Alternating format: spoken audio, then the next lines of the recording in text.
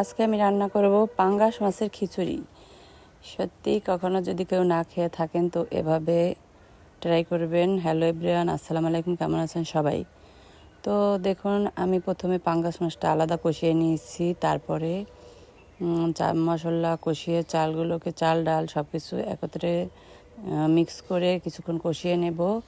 সব মশলা একবারে দিয়ে দিয়েছি।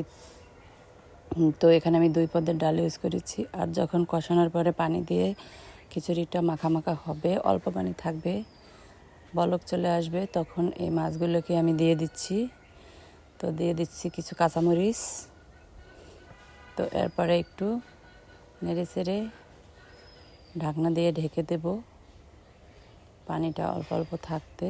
তো দেখুন, দিয়ে দিলাম ধনিয়া পাতা, যেটা না দিলে তরকারির স্বাদেই হয় না আমার কাছে। তো এবার ঢাকনা দিয়ে ঢেকে দিলাম। তো কিছুক্ষণ এভাবে ভাপে রাখবো।